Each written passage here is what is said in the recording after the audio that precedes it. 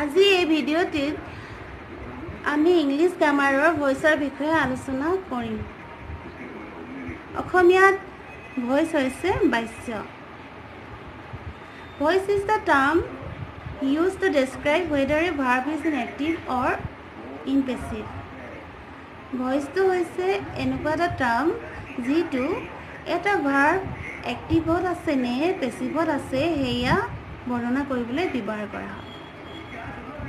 English গ্ৰামাৰত voice দুই প্ৰকাৰৰ, এক্টিভ ভইচ আৰু পেছিভ ভইচ। যেতিয়া এটা চেণ্টেন্স এক্টিভ ভইচত থাকে সেই চেণ্টেন্সটোৰ ছাবজেক্টটোৱে এটা ক্ৰিয়া সম্পন্ন কৰে। ছাবজেক্টটো এক্টিভ বা সক্ৰিয় ৰূপত থাকে। অন্যহাতে যেতিয়া এটা চেণ্টেন্স পেছিভ ভইচত থাকে চেণ্টেন্সটোৰ ছাবজেক্টটো পেছিভ হৈ থাকে, নিষ্ক্ৰিয় ৰূপত থাকে। ছাবজেক্টটোৰ দ্বাৰা ক্ৰিয়াটো সম্পন্ন কৰা হয়, অবজেক্টহে এক্টিভ ৰূপত থাকে। In English grammar there are certain rules followed to sense the voice. English গ্ৰামাৰত ভইচ পৰিৱৰ্তন কৰিবলৈ কিছুমান ৰুলছ মানি চলা হয়। সেই ৰুলছবোৰ মানি কেনেকৈ ভইচ চেঞ্জ কৰিব পাৰি আলোচনা কৰোঁ আহা। প্ৰথমে আমি আহিছোঁ এছাৰ্টিভ চেণ্টেন্স বা বৰ্ণনামূলক বাক্যলৈ। এছাৰ্টিভ চেণ্টেন্স যেতিয়া চিম্পল প্ৰেজেণ্ট টেন্সত থাকে তেতিয়া ভইচ পৰিৱৰ্তন কৰিলে কিছুমান ৰুলছ মানি চলিব লাগে। প্ৰথমটো উদাহৰণলৈ যাওঁ। He plays cricket. এই চেণ্টেন্সটো এক্টিভ ভইচত আছে। যেতিয়া এই চেণ্টেন্সটো এক্টিভ ভইচত পৰা পেছিভ ভইচলৈ নিম তেতিয়া আমি প্ৰথম ৰুলৰ মতে এক্টিভ ভইচত থকা অবজেক্ট ক্ৰিকেট পেছিভ ভইচলৈ আনোতে ছাবজেক্ট হৈ প্ৰথম ঠাইত বহিব। ক্ৰিকেট ছাবজেক্ট প্ৰথম ঠাইত বহিছে। তাৰ পাছত প্ৰেজেণ্ট টেন্সৰ বি ভাৰ্ব ইজ বহিছে। যিহেতু ক্ৰিকেট ছিংগুলাৰ নাম্বাৰ বা একবচন আছে সেইকাৰণে ইজ বি ভাৰ্ব বহিলে। তাৰ পাছত মেইন ভাৰ্বৰ past participle form main verb প্লেৰ পাষ্ট পাৰ্টিচিপল ফৰ্ম প্লেড বহিলে। তাৰ পাছত বাই প্ৰিপজিশ্যন বহিব আৰু তাৰ পাছত এক্টিভ ভইচত থকা ছাবজেক্ট হি পেছিভ ভইচত হিম হয় অবজেক্ট হিচাপে বহিব। হি প্লেজ ক্ৰিকেট চেণ্টেন্সটো পেছিভ ভইচলৈ নিওঁতে আমি পালোঁ cricket is played by him. একেদৰে দ্বিতীয়টো উদাহৰণ চাওঁ। দ্য টিচাৰ টিচেছ আছ। এই চেণ্টেন্সটো চিম্পল প্ৰেজেণ্ট টেন্সত আছে, এক্টিভ ভইচত আছে। এই চেণ্টেন্সটো পেছিভ ভইচলৈ নিওঁতে আমি পাম এক্টিভ ভইচৰ অবজেক্ট আছ। আছটো পেছিভ ভইচলৈ নিওঁতে উই হয় ছাবজেক্ট ৰূপে প্ৰথম ঠাইত বহিছে উই। যিহেতু আমি প্ৰনাউন আছ ফাৰ্ষ্ট প্লেছত আছ লিখিব নোৱাৰোঁ সেইকাৰণে উইৰে সলনি হৈছে। তাৰপাছত আৰ বি ভাৰ্বটো বহিছে যিহেতু উই বহুবচনত আছে। তাৰপাছত মেইন ভাৰ্ব টিচাৰ পাষ্ট পাৰ্টিচিপল ফৰ্ম তত বহিব। তাৰপাছত বাই প্ৰিপজিশ্যন বহিছে। তাৰপাছত এক্টিভ ভইচত থকা ছাবজেক্ট দ্য টিচাৰ পেছিভ ভইচত অবজেক্ট হৈ বহিছে। দ্য টিচাৰ টিচেছ আছ চেণ্টেন্সটো পেছিভ ভইচলৈ নিওঁতে আমি পালোঁ we are taught by the teacher. এনেদৰে চিম্পল প্ৰেজেণ্ট টেন্সত থকা এছাৰ্টিভ চেণ্টেন্সবোৰ ভইচ পৰিৱৰ্তন কৰিব পাৰি। তাৰপিছত আমি আহিছোঁ প্ৰেজেণ্ট কণ্টিনিউৱাছ টেন্স। যেতিয়া এছাৰ্টিভ চেণ্টেন্স বা বৰ্ণনামূলক বাক্য প্ৰেজেণ্ট কণ্টিনিউৱাছ টেন্সত থাকে তেতিয়া সেই চেণ্টেন্সবোৰ তেনেকুৱা চেণ্টেন্সৰ ভইচ পৰিৱৰ্তন কৰোঁতে কিছুমান ৰুলছ পালন কৰা হয়। প্ৰথমটো উদাহৰণ লৈছোঁ। The student is reading a book.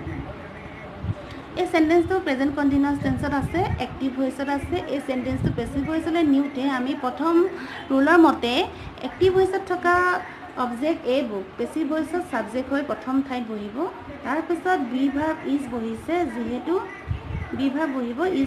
যিহেতু এ বুক একবচনত আছে। তাৰপিছত বিং ৱৰ্ডটো বহিব। তাৰপিছত পাষ্ট পাৰ্টিচিপল ফৰ্মৰ মেইন ভাৰ্ব ৰিডৰ ৰেড বহিব। তাৰপিছত বাই প্ৰিপজিশ্যন আৰু তাৰপাছত এক্টিভ ভইচত থকা subject the student passive voice of object হৈ বহিব the student is reading a book sentence to passive voice le নিউতে আমি পালো a book is being read by the student দ্বিতীয়টো উদাহৰণ লৈ গৈছো she is writing a poem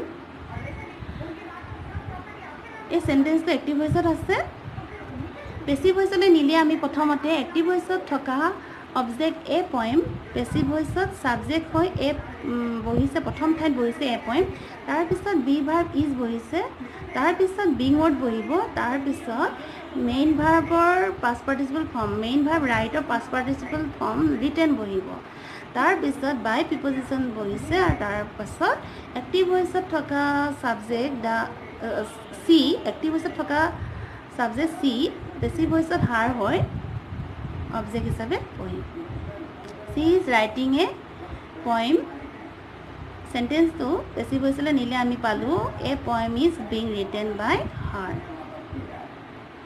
একে ধৰণে দ্বিতীয়টো উদাহৰণ লওঁ the man is selling apples এই সেন্টেন্সটো পেসিভ ভয়েসলে নিউতে আমি প্ৰথমতে এক্টিভ ভয়েসত থকা অবজেক্ট এপলস পেসিভ ভয়েসত সাবজেক্ট হিসাবে প্ৰথম ঠাইত বহালো এপলস তাৰ পাছত বি ভাৰ্ব আৰ বহালো যেহেতু এপলস বহুবচনত আছে সেইকাৰণে আৰ বহিলে তাৰ পাছত বিং ৱৰ্ডটো বহিলে তাৰ পাছত মেইন ভাৰ্বৰ past participle form main verb sell ৱৰ্ডটোৰ পাষ্ট পাৰ্টিচিপল সেল ভাৰ্বৰ পাষ্ট পাৰ্টিচিপল ফৰ্ম সল বহিলে তাৰ পাছত বাই প্ৰিপজিশন আৰু তাৰ পাছত এক্টিভ ভয়েসত থকা সাবজেক্ট দা মেন পেসিভ ভয়েসত অবজেক্ট হৈ বহিব এনেদৰে আমি প্ৰেজেন্ট কন্টিনিউয়াস টেন্সত থকা বৰ্ণনামূলক বাক্যবোৰৰ ভয়েস পৰিৱৰ্তন কৰিম নেক্সট আহিলে প্ৰেজেন্ট পাৰফেক্ট টেন্স যেতিয়া বৰ্ণনামূলক বাক্য বা এসাৰ্টিভ সেন্টেন্স প্ৰেজেন্ট পাৰফেক্ট টেন্সত থাকে তেতিয়াও আন কিছুমান ৰুলস আমি মানি চলিব লাগে প্ৰথমটো উদাহৰণলৈ গৈছো the Hunter has killed a tiger এই সেন্টেন্সটো পেসিভ ভয়েসলৈ নিউতে আমি প্ৰথম ৰুলৰ মতে এক্টিভ ভয়েসত থকা অবজেক্ট এ টাইগাৰ পেসিভ ভয়েসত সাবজেক্ট হিচাপে প্ৰথম ঠাইত বহিলে তাৰ পিছত হেজ ভাৰ্ব আহিলে যেহেতু এ টাইগাৰ একবচনত আছে হেজ ভাৰ্ব আহিলে তাৰ পিছত বিন আহিলে তাৰ পিছত মেইন ভাৰ্ব কিলৰ পাষ্ট পাৰ্টিচিপল ফৰ্ম কিল বহিলে তাৰ পিছত বাই প্ৰিপজিশন বহিলে তাৰ পিছত এক্টিভ ভয়েসত থকা দা হান্টাৰ পেসিভ ভয়েসত অবজেক্ট হৈ বহিলে the hunter has killed a tiger সেন্টেন্সটো পেসিভ ভয়েসলৈ নিউতে আমি পালো a tiger has been killed by the hunter দ্বিতীয়টো উদাহৰণলৈ গৈছো he has receive a letter এই সেন্টেন্সটো পেসিভলৈ নিউতে আমি প্ৰথম ৰুলৰ মতে এক্টিভ ভয়েসত থকা এ লেটাৰ অবজেক্টটো পেসিভ ভয়েসত সাবজেক্ট হৈ প্ৰথম ঠাইত বহিব এ লেটাৰ তাৰ পিছত হেজ ভাৰ্ব আহিলে তাৰ পিছত বিন আহিলে তাৰ পিছত মেইন ভাৰ্বৰ পাষ্ট পাৰ্টিচিপল ফৰ্ম ৰিচিভৰ পাষ্ট পাৰ্টিচিপল ফৰ্ম ৰিচিভ বহিলে তাৰ পিছত বাই প্ৰিপজিশন বহিলে আৰু তাৰ পাছতেই এক্টিভ ভয়েসত থকা সাবজেক্ট হি পেসিভ ভয়েসত অবজেক্ট হয় হিম হয় বহিলে he has receive a letter সেন্টেন্সটো পেসিভ ভয়েসলৈ নিউতে আমি পালো a letter has been receive by him তৃতীয়টো উদাহৰণলৈ গৈছো দ্য গাৰ্ল হেজ বট 5 বুকস এই সেন্টেন্সটো এক্টিভ ভয়েসত আছে এই সেন্টেন্সটো প্ৰেজেন্ট পাৰফেক্ট টেন্সৰ বাক্য এই সেন্টেন্সটো আমি পেসিভল নিউতে আমি প্ৰথম ৰুলৰ মতে এক্টিভ ভয়েসত থকা অবজেক্ট 5 বুকস অবজেক্টটো পেসিভ ভয়েসত সাবজেক্ট হিচাপে প্ৰথম ঠাইত থলো 5 বুকস তাৰ পিছত দ্বিতীয় ৰুলৰ মতে হেভ ভাৰ্বটো আহিলে যেহেতু 5 বুকস বহুবচনত আছে সেইকাৰণে হেভ ভাৰ্বটো আহিলে হেজ নবহিব হেভ বহিব তাৰ পিছত বিন আহিলে ৰুলৰ মতে তাৰ পিছত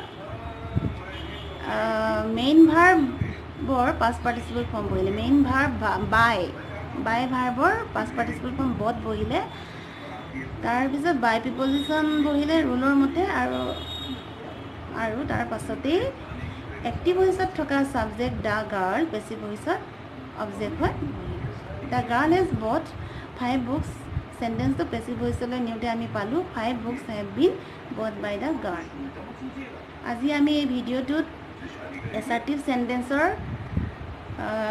প্ৰেজেন্ট টেন্সত থকা সেন্টেন্সবোৰ এসাৰ্টিভ সেন্টেন্স কেনেকৈ ভয়েস পৰিৱৰ্তন কৰিব পাৰি হেয়া আলোচনা কৰিলো পৰৱৰ্তী ভিডিওত আমি পাষ্ট টেন্সৰ সেন্টেন্স কেনেকৈ ভয়েস পৰিৱৰ্তন কৰিব পাৰি হেয়া আলোচনা কৰিম Thanks for watching.